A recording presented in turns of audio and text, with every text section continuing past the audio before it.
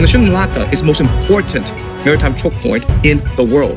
All America has to do is park naval carriers inside the Strait of Malacca, and China will lose 90% of its energy exports. Oke, lanjut dua kabar yang cukup gacor. Kali ini datang dari seorang pakar asing, edukator, penulis sekaligus analisa geopolitik Tionghoa Kanada, yaitu Profesor Jiang, yang baru-baru ini melontarkan peringatan yang cukup pedas nih bos, bahwa Amerika kemungkinan memang akan menarget Selat Malaka untuk memperkuat hegemoninya di bumi ini bos. Nah loh, lantas bagaimanakah analisa dan pernyataan menurut beliau? Apa yang akan dilakukan Amerika di Selat Malaka? Apa tujuannya? Setelah ini kita kupas.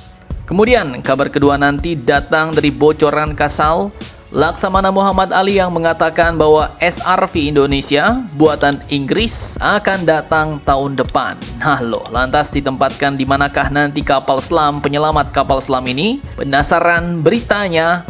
Cus, mari kipas. Mari kita kupas berita lengkapnya satu per satu bosku.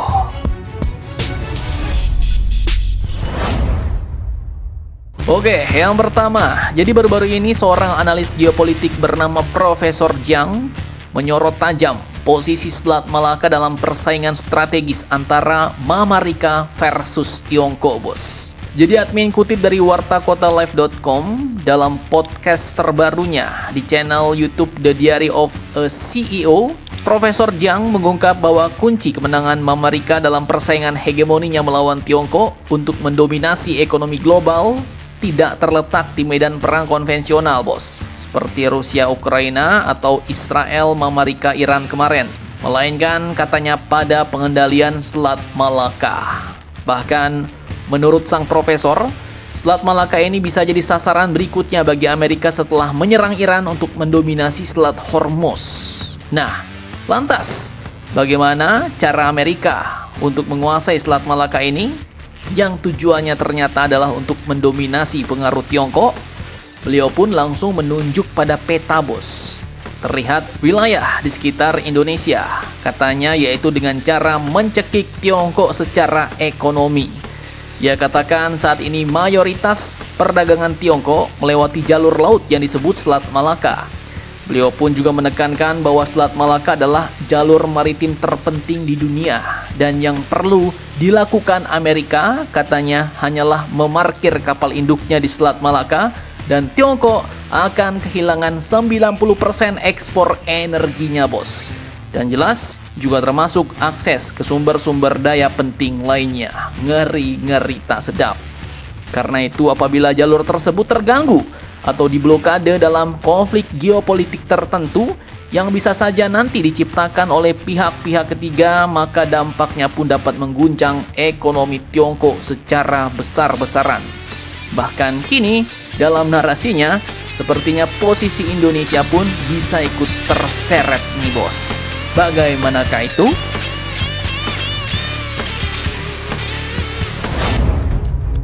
Nah, masih dari sumber yang sama, disebutkan yang paling mengejutkan dari paparan Jiang adalah narasi mengenai posisi Indonesia, bos. Beliau pun mengisyaratkan adanya komunikasi intensif dan perjanjian strategis antara Washington dan Jakarta. Kesepakatan ini menurut Jiang bisa menjadi landasan bagi Amerika untuk menempatkan kapal induknya di Selat Malaka sebagai bagian dari strategi First Island Chain.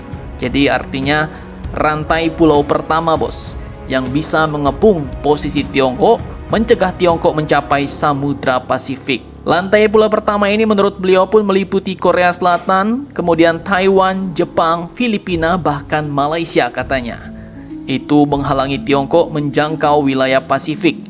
Dan dari narasi beliau ini jelas ya, tinggal satu titik kunci lagi, bos, yang sepertinya perlu dirangkul, yaitu negara Indonesia, di mana katanya kini Amerika hanya tinggal perlu memarkir kapal induk mereka di Selat Malaka, dan China akan kehilangan sebagian besar nafas ekonominya. Bahkan katanya hanya dengan menempatkan kapal induk Amerika di Selat Malaka, hal itu bisa menciptakan blokade dan Tiongkok harus membayar akses untuk masuk ke Selat Malaka. Nah, Di sini ya jelas bos, jika Amerika mau menempatkan kapal induknya di Selat Malaka, maka jelas harus ada izin dari negara tuan rumah. Dalam hal ini negara yang paling luas menguasai Selat Malaka adalah kita, Indonesia.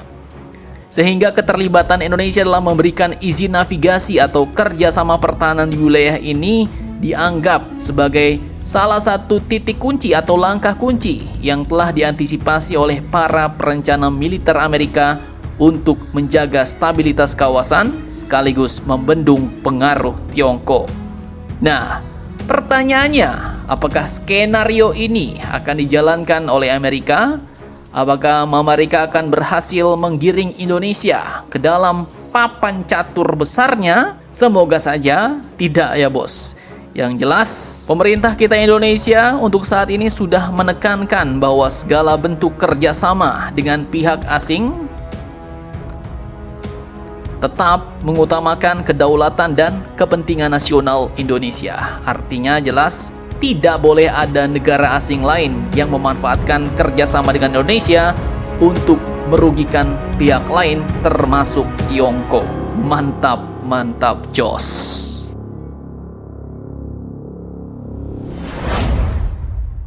Oke, kemudian kabar kedua, seperti yang kalian tahu baru-baru ini kita kedatangan kapal canggih berteknologi Jerman, bos.